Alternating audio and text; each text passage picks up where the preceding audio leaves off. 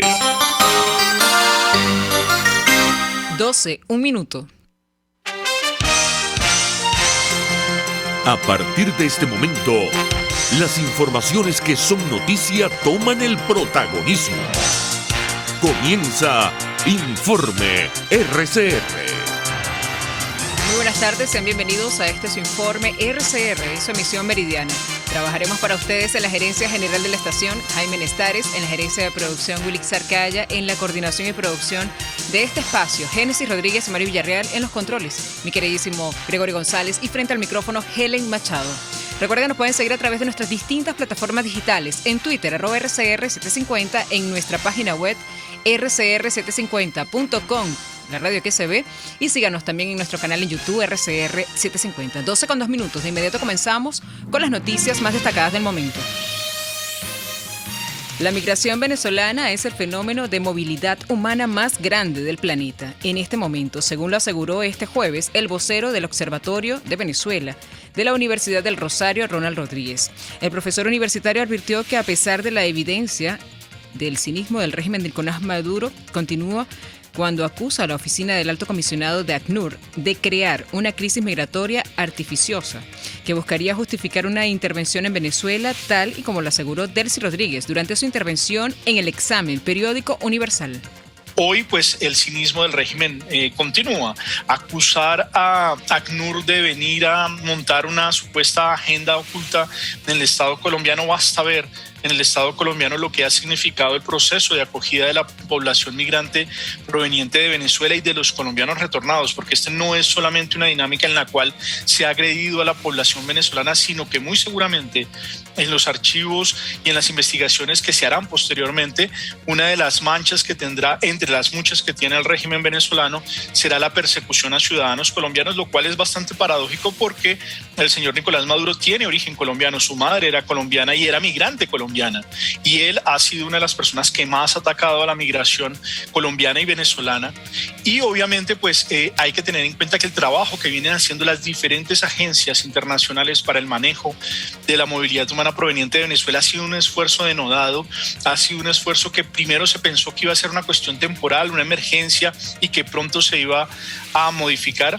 La realidad es que los fenómenos migratorios después de 5 años se consideran que se hace una transformación demográfica, es decir, que esas personas ya pierden la conectividad de querer regresar a su territorio y empiezan un proceso de asentamiento. Ya nos encontramos en el año 6, vamos para el año 7 de la crisis migratoria que inició el 19 de agosto de 2015, y lo que han hecho estas agencias es precisamente trabajar ahora en ese capítulo. En palabras del profesor Rodríguez, la migración es la mejor evidencia del fracaso del régimen de Nicolás Maduro y por eso lo atacan el trabajo de agencias internacionales como la ACNUR.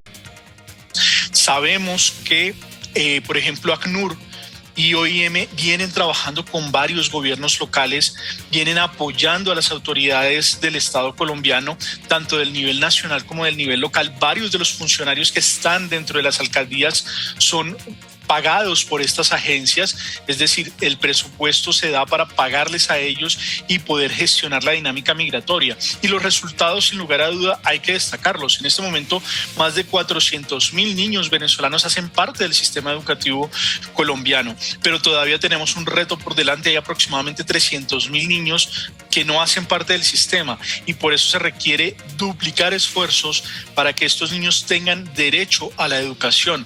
Cosas como esa hacen parte de la agenda de integración e inclusión migratoria, que un niño pueda continuar su ciclo educativo independientemente de encontrarse en condición de movilidad humana es fundamental.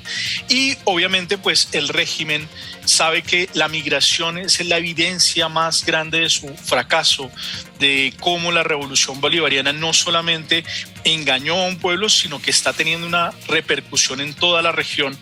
Y obviamente pues esto hace o los lleva a tratar de demeritar el trabajo que vienen haciendo los estados receptores y las organizaciones.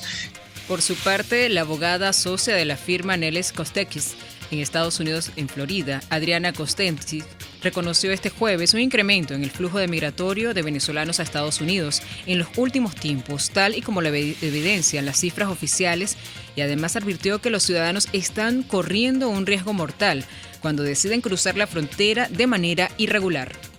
Lo que la gente tiene que estar consciente es que venir a los Estados Unidos no es que como al amigo logró entrar y al amigo le dieron el asilo, a usted también le va a dar el asilo. Es un proceso bastante delicado. Hay mejores maneras de ingresar a los Estados Unidos y la mejor manera es entrar de forma legal. Muchas personas se les recomienda es que si quieren en algún momento, en alguna eventualidad, entrar a los Estados Unidos, lo preferible es estar en un país inicialmente, establecerse en ese país, conseguir la oportunidad de obtener una visa y luego entrar a los Estados Unidos con una visa, porque de esa forma en el futuro la persona pudiese obtener otros beneficios migratorios, hacer otros cambios de estatus. Definitivamente el cruce de la frontera no es la mejor opción, es un proceso sumamente peligroso y tiene unas consecuencias que pueden ser fatales para esa persona también, a nivel legal y a nivel personal también. En otras noticias, el coordinador general de Centros Comunitarios de Aprendizaje, CEDEPAT o SECODAT, Carlos Trampani, denunció que las cifras presentadas por el régimen de Nicolás Maduro sobre la niñez en Venezuela en el marco del examen periódico universal distan de la realidad que atraviesa nuestro país. El país que ellos describen dista mucho la realidad del terreno que desde CECODAT observamos. El hecho de que se afirme que el 93% de las escuelas públicas, bueno, ¿cuál es la base para hacer esta afirmación? Es decir, ¿cuánto fue el presupuesto? Pues en términos nutricionales de calidad y cantidad, bueno, ¿cuál fue los alimentos que se suministraron? ¿Cómo participaron las escuelas municipales y estatales en estos programas? Entonces, eso te da cuenta, bueno, que hay inconsistencia entre la declaración formal y la realidad que logramos monitorear en terreno. Entonces, ¿cuál es el reto? Bueno, que en función a estos cúmulos de información se puedan emitir recomendaciones y el Estado de buena fe pueda cumplir con su mandato de garantizar los derechos humanos. Entre tanto, el rector de la Universidad Católica Andrés Bello, José Virtuoso, advirtió que el Consejo Nacional Electoral se burló de la solicitud para activar el referéndum revocatorio contra Nicolás Maduro, al hacer imposible su cumplimiento. En una entrevista con una radio local, el jesuita afirmó que la convocatoria a la recolección de firmas se tuvo que hacer con más días de anticipación que permitieran informar debidamente a los ciudadanos del proceso y de los puntos de instalación. Virtuoso resaltó que ningún mandatario en ejercicio quiere que lo revoquen, por lo que es un proceso que de esta naturaleza requiere de un acuerdo político entre los convocantes y con ese gobierno que vas a revocar. Aquí lamentablemente fallaron las dos cosas. Falló un acuerdo político previo con los convocantes y falló con quién va a ser revocado, sentenció. En materia internacional, la izquierdista Xiomara Castro, la primera mujer en gobernar Honduras, asumirá este jueves en un país golpeado por la pobreza, la migración, el narcotráfico y la corrupción, mientras intenta apagar la crisis en el Parlamento. 12 años de lucha y 12 años de resistencia. Hoy inicia el gobierno del pueblo. Buenos días, Honduras, expresó Castro, de 62 años, esposa del expresidente hondureño Manuel Zelaya, quien fue derrocado el pasado 28 de junio del año 2009. La mandataria asumirá el poder en una ceremonia que se celebrará en un estadio nacional de Tegucigalpa, que fue abierto a las 4 de la madrugada para recibir a sus seguidores, tal y como lo reseñaron periodistas independientes en redes sociales.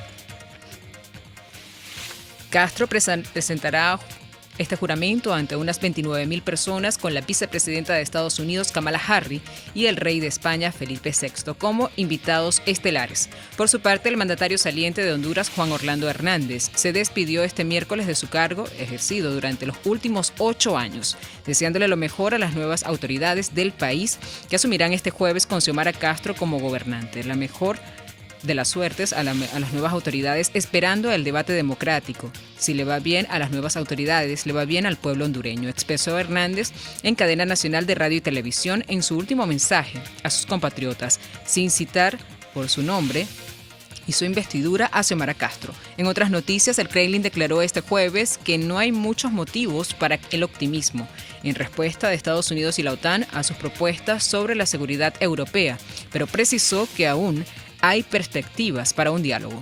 Todos los documentos los tiene ahora el presidente Vladimir Putin. Se necesitará tiempo para analizar.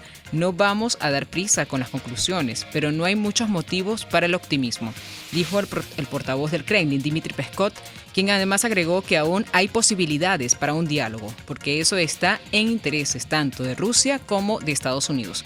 Por su parte, el embajador de Francia en España, Jean-Michel Caza, ha defendido en mantener las vías abiertas para el diálogo con Rusia con el fin de favorecer una desescalada al conflicto en Ucrania y cree que las conclusiones de la reunión del formato de Normandía mandan una señal positiva de distensión. Casa además ha resaltado este jueves en un coloquio en Madrid organizado por Nueva Economía del Fórum, en el encuentro que ha tenido en París este miércoles asesores políticos de Rusia, Ucrania, Francia y Alemania. Respectivamente, suponen un avance hacia una solución diplomática a la crisis. He tenido este formato ayer con unas conclusiones relativamente que mandan una señal positiva de distensión, y eso es fundamentalmente la política que sigue Europa a través de ese alto representante, a través de la presidencia del presidente Macron, que es no solo preparar una respuesta a una posible agresión rusa contra Ucrania, preparar sanciones, favorecer una política de disuasión, pero también de mantener las vías abiertas para el diálogo con Rusia. Y lo hemos demostrado ayer a través de esta reunión, dicho de nuevo Normandía, y se va a continuar con la posibilidad, por ejemplo, de una discusión que va a tener el presidente Macron con el presidente Putin mañana, y con la posibilidad que viajen juntos el ministro francés de Asuntos Exteriores y la ministra alemana a Rusia y a Ucrania para favorecer esta distensión, salir de la escalada, ¿no? Entrar en una lógica de desescalada. No sé si he contestado a toda la pregunta. Por su parte, las organizaciones judías alertaron el riesgo de banalización del Holocausto y del aumento global de incidentes contra judíos en 2021, el año más antisemita de la última década en el Día Internacional del Holocausto. El promedio de incidentes antisemitas en 2021 fue más de 10 por día. Sin embargo, el número real es significativamente mayor, ya que las víctimas no denuncian por miedo y por la inacción de organismos encargados de hacer cumplir la ley, señala un informe de la Organización Sionista Mundial y la Agencia Judía, ambas con sede en Israel, de este jueves, Día Internacional de Conmemoración de las Víctimas del Holocausto. Esta conmemoración recuerda la liberación del campo de exterminio de la Alemania nazi. Durante el acto en memoria de las víctimas del Holocausto, la presidenta del Parlamento Europeo, Roberta Metsola, destacó este jueves el testimonio de vida de Margot Friedrich, quien sobrevivió un año en el campo de concentración del Theresienstadt.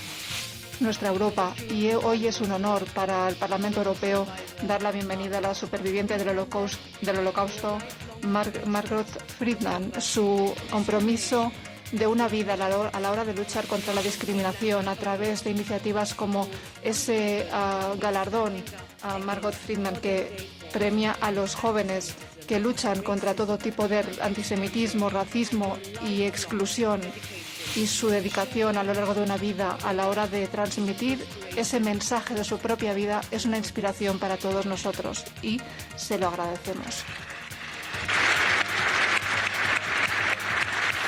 En materia económica, la pobreza extrema en Latinoamérica volvió a crecer el año pasado, alcanzando a 86 millones de personas, 5 millones más que en 2020, pese a las ayudas sociales otorgadas para afrontar la pandemia, reveló este jueves la Comisión Económica para América Latina y el Caribe, CEPAL. El organismo independiente o dependiente de la ONU estimó que la tasa de pobreza extrema se sitúa en 13.8%, mientras que el índice de pobreza disminuyó el 33% al 32.1%, afectando a 201 millones de latinoamericanos. Los precios internacionales del petróleo ganaban terreno en horas del mediodía y superaban la barrera de los $90 el barril. El WTI de referencia en Estados Unidos se ubicaba en $88.31 el barril, mientras que el Brent de referencia en Europa se cotizaba en $90.73 el barril. Y en materia deportiva, la australiana Ashley Barty, número 1 del mundo, bordó un tenis arrollando a la estadounidense Madison Keys por 6-1 y 6-2 en la primera semifinal del Abierto de Australia. Barty, que todavía no ha encajado más de 4 juegos en un set en lo que va de competición, cerró una impecable primera magna de este certamen del Abierto de Australia. Así finalizamos nuestro segundo compacto informativo del día de hoy. Los invitamos para que sigan con más de la programación de su RCR.